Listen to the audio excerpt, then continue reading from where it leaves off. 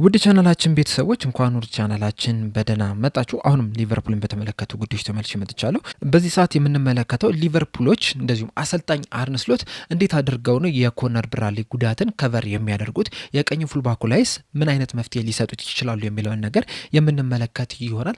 እስከ መጨረሻው ደቂቃ ድረስ አብራችሁን ቆይታችሁም እንድትከታተሉትን በአክብሮት እጋብዛለሁ። በእናንተ ሀሳብስ የቀኝ ፉልባክ ቦታውን እንዴት አድርገው ከቨር ቢያደርጉት ጥሩ ይመስላችኋል? ሀሳባችሁ እንዳለ ኮሜንት ሴክሽን ላይ በመጻፍ አሳውቁኝ። ሰብስክራይብ፣ ላይክ፣ ሼር እያደረጋችሁም የቻናሉ ቤተሰብ እንድትሆኑም በአክብሮት እጠይቃለሁ። አሁን በቀጥታ ወደ ፕሮግራማችን የምናመራ ይሆናል። አብራችሁን ቆዩ።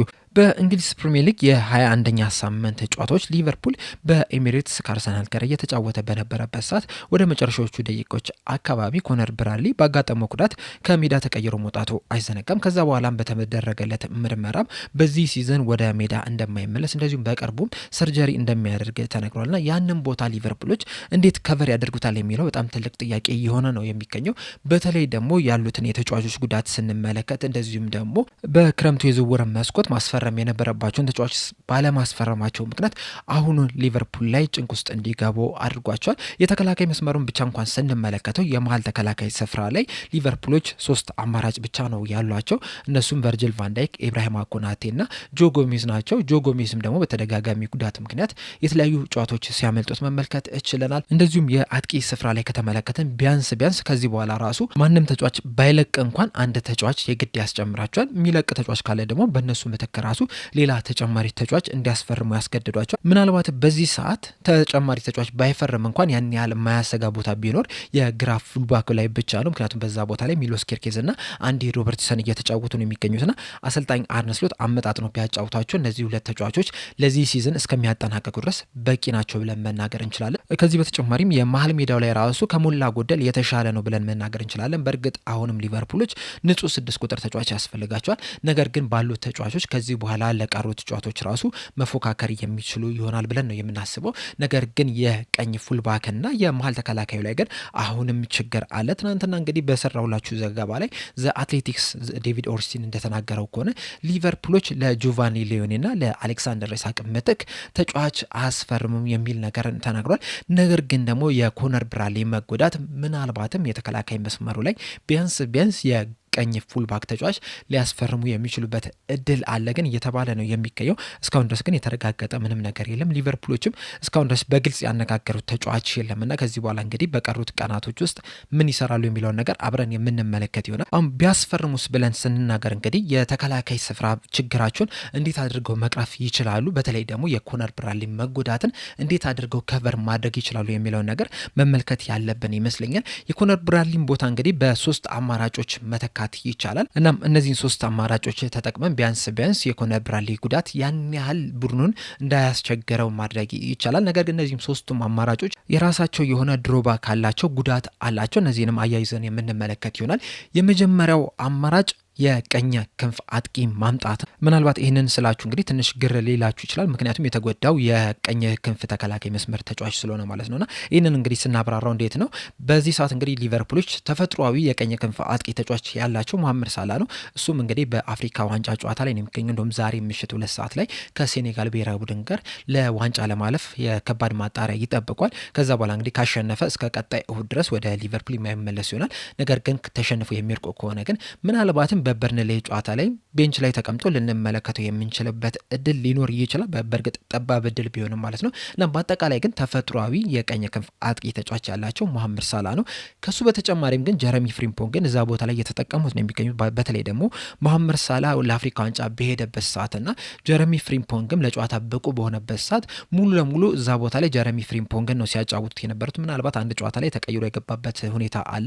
ከዛ ውጭ ግን በቋሚነትም ነው እየጀመረ የሚገኘውና የቀኝ ክንፍ አጥቂ በማምጣት ቢያንስ ጀረሚ ፍሪምፖንግን በዋነኝነት በቀኝ ፉልባክ ላይ እንዲጫወት ማድረግ የተሻለ አማራጭ ሊሆን ይችላል። ከዛ በኋላ የቀኝ ክንፍ አጥቂው እየተመለሰ ጀረሚ ፍሪምፖንግንም እንዲያግዝ ማድረግ ይችላል። መሐመድ ሳላ በቋሚነት በተሰለፈበት ሰዓት ደግሞ ጀረሚ ፍሪምፖንግ ብዙም ወደፊት እንዳይሄድ በማድረግ የቀኝ ፉልባኩን ከቨር ማድረግ ይቻላል።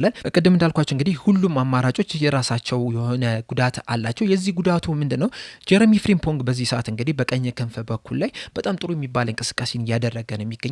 በተለይ ደግሞ አሌክሳንደር ኢሳቅ ከጉዳት ሲመለስ ጀረሚ ፍሪምፖንግ ለአሌክሳንደር ኢሳቅ ወደ ምርጡ ብቃት መመለስ ከፍተኛ አስተዋጽኦ ያደርጋሉ ከሚባሉ ተጫዋቾች መካከል ቀዳሚ ስፍራ ላይ የሚቀመጥ ተጫዋች ነው። በጣም ማጥቃት የሚወድ በብዛት ጊዜውን የሚያሳልፈውም የተጋጣሚ ቡድን የመከላከል ስፍራ አካባቢ ነውና ለማጥቃት በተደጋጋሚ በሚሄድበት ሰዓት ደግሞ እሱ ትቶት የሚሄደው ክፍተት አለና ያ ክፍተት ደግሞ ኢብራሂማ ኮናቴንና ተከላካዩን እንዲጋለጥ ያደርጋል። እና ያንን ነገር አሰልጣኝ አርነ ስሎት እንዴት ነው ከቨር የሚያደርጉት የሚለው ነገር በጣም ትልቅ ጥያቄ ነውና ያ ነው ትንሽ ድክመት ሊሆን የሚችለው ሌላ የክንፍ አጥቂ ማምጣት። በእርግጥ ያንን ከዚህ በፊት በየርገን ክሎፕ ስር ከቨር ሲደረግ እንደነበረው ከቨር ማድረግ ይቻላል።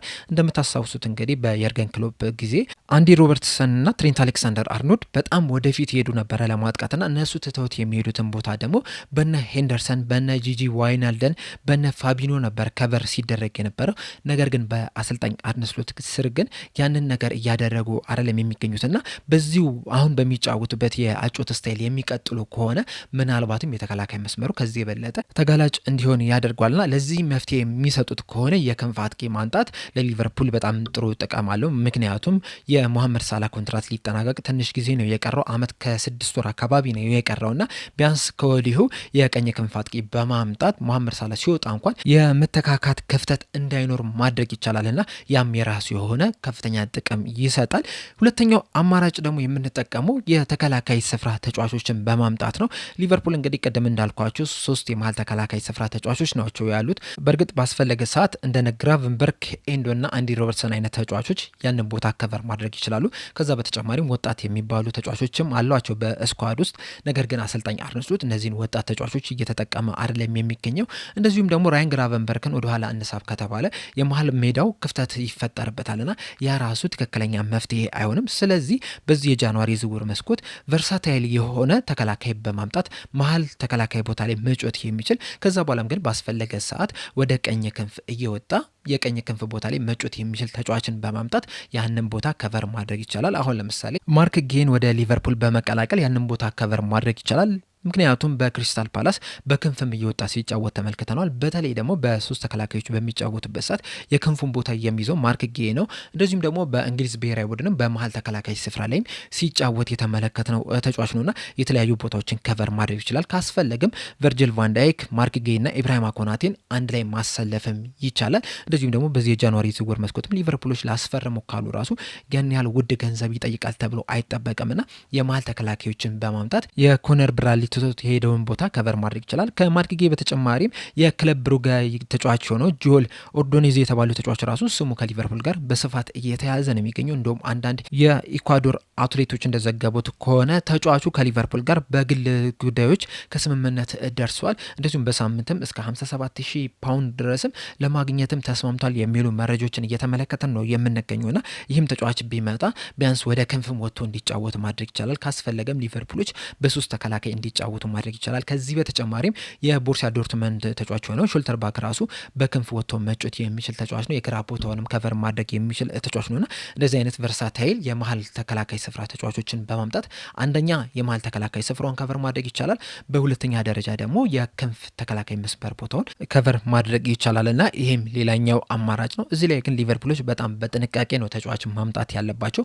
ምክንያቱም በዚህ ሰዓት እንግዲህ ተጫዋች የሚያመጡ ከሆነ ለአጭር ጊዜ ብለው አይደለም ማምጣት ያለባቸው፣ ለረጅም ጊዜ የሚሆን ተጫዋች፣ ለረጅም ጊዜ ሲከታተሉት የነበረ ተጫዋች፣ እንደዚሁም ደግሞ በቀጣይ የክረምት የዝውውር መስኮትም ሊያመጡት የሚፈልጉት ሊያመጡት የሚችሉት አይነት ተጫዋች ነው መሆን ያለበት። አሁን ለምሳሌ ልክ እንደ ቨርጅል ቫንዳይክ ማለት ነው። እንደሚታወቀው ቨርጅል ቫንዳይክ ከሳውዛምፕተን በሚያስፈርሙበት ሰዓት በክረምት የዝውውር መስኮት ተጫዋቹን ለማስፈረም በጣም ተንቀሳቅሰው ነበረ። ነገር ግን ከሳውዛምፕተን ሊቨርፑሎችን በመክሰሳቸው ምክንያት ሊቨርፑሎች ያንን ዝውውር ተውትና ከዛ እስከ ጃንዋሪ ድረስ መጠበቅ ነበረባቸው። ከዛ በጃንዋሪ ዝውውር መስኮት ድጋሜ ሳውዛምፕተኖችን በመጠየቅ ሊያስፈርሙት ችለዋልና እስካሁን ድረስም እንግዲህ የሊቨርፑል ተጫዋች ሆኖ እየተመለከትነው ነው የምንገኘው። በጣም በድንቅ ብቃትም ላለፉት ጥቂት ዓመታትም በሊቨርፑልም ሲጫወት ተመልክተነዋልና እንደዚህ አይነት ተጫዋቾችን ነው በጃንዋሪ ዝውውር መስኮት ማምጣት ያለባቸው እንጂ እንደነ ኦዛር ካባክ እንደዚሁም ደግሞ ዴቪድስ የተባሉት ሊቨርፑሎች በውሰቱ ሊያመጧቸው አይነት ተጫዋቾችን ማምጣት የለባቸውም። እንደሚታወቀው እነዚህ ተጫዋቾች የመጡት ሊቨርፑሎች በተከላካይ ጉዳት በተቸገሩበት ሰዓት ከቨር ማድረግ ይችላሉ ተብለው ነበር የመጡት። እንደውም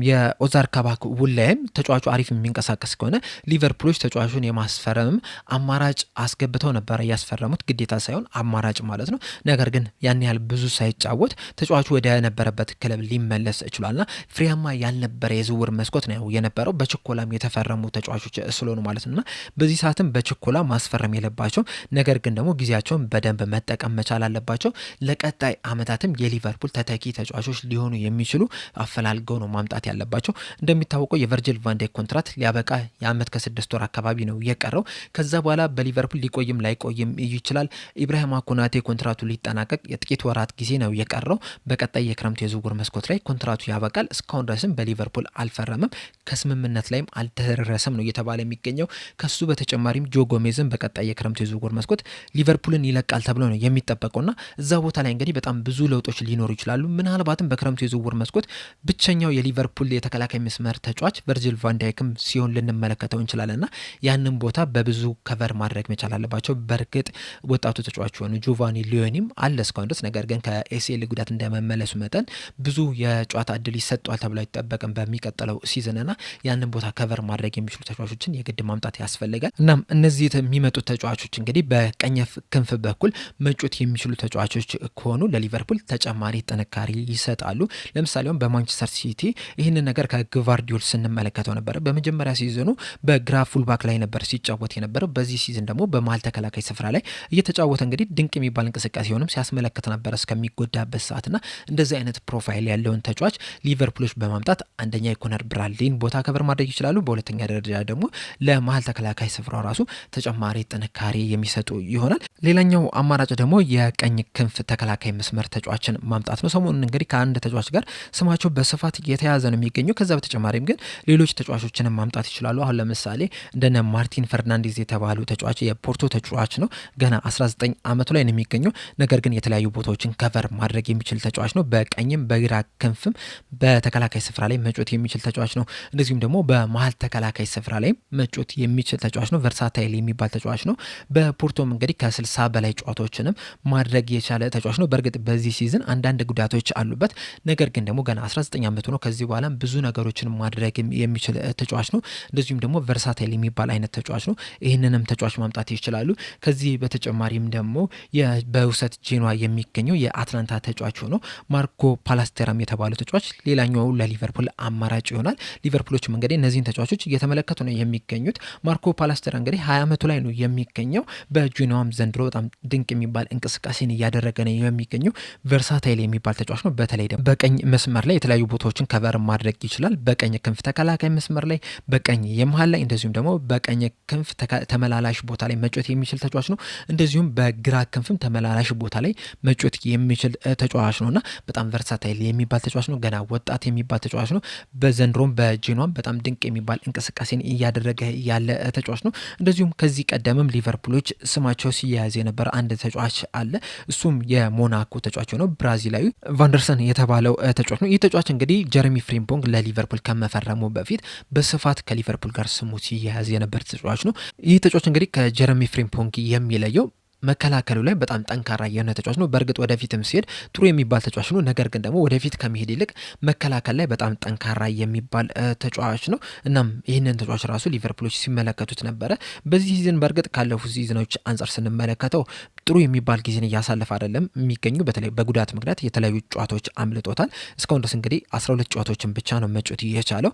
2 አሲስት ማስመዝገብም ችሏል። ነገር ግን ያለፉትን 4 ዓመታት ብንመለከት በሞናኮ የቆየባቸውን ዓመታት ማለት ነው በጣም ጥሩ የሚባል ተጫዋች መሆኑን በደንብ መመልከት እንችላለን። እንደዚሁም በየአመቱም ራሱን እያሻሻለ የመጣም ተጫዋች ነው። እንደውም በአንድ ወቅት ላይ ራሱ ከባርሴሎና ጋርም ስሙ ሲያያዝ ነበረ። በተለይ ደግሞ ሊቨርፑሎች ጀረሚ ፍሪምፖንግን ካስፈረሙ በኋላ ስሙ ከባርሴሎና ጋር በተደጋጋሚ ሲያያዝም የተመለከትነው ተጫዋች ነውና ይህን ተጫዋች ቢያመጡት ከነ ጀረሚ ፍሪምፖንግ እንደዚሁም ደግሞ ከነ ኮነር ብራድሊ ለየት ያለ ፕሮፋይል ያለው ተጫዋች ነው። ሞር መከላከሉ ላይ ያተኮረ ተጫዋች ነውና ሌላ ዳይሜንሽን ለአሰልጣኝ አርነ ስሎት መስጠት የሚችል ይሆናል። ሌላኛው ስሙ ከሊቨርፑል ጋር እየተያዘ የሚገኝ የቀኝ ክንፍ ተከላካይ መስመር ተጫዋች ደግሞ የፌኖርድ ተጫዋች ሆኖ ሪድ የተባለው ነው። ሪድ እንግዲህ ሰሞኑን በተለይ በጣም በስፋት ስሙ ከሊቨርፑል ጋር እየተያዘ ነው የሚገኘው።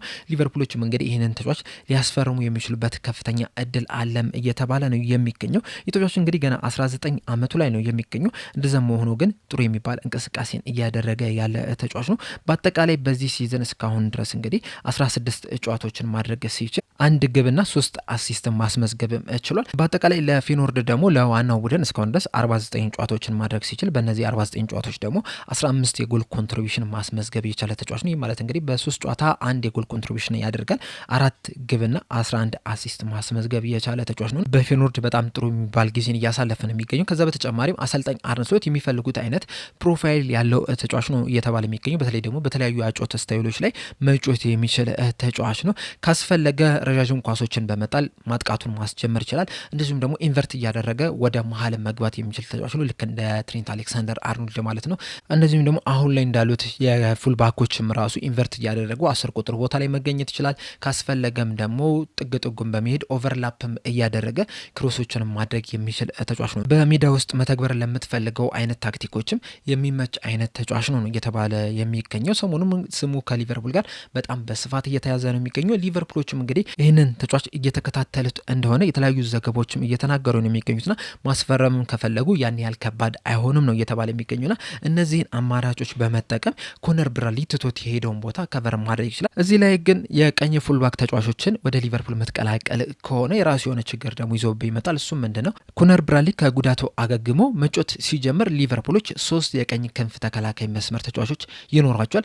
ምናልባት ልታደርግ የምችለው ምንድነው? ጀረሚ ፍሬምፖንግን የቀኝ ክንፍ አጥቂ ብቻ አድርገህ ማጫወት ነው። እነዛ ማታደርግ ከሆነ ግን በቀኝ ክንፍ ቦታ ላይ 3 ተጫዋቾች ይኖርባል። እሱ ደግሞ የራሱ የሆነ ችግር አለውና እዚህ ላይ እንግዲህ በደንብ ማስተዋል መቻል አለባቸው።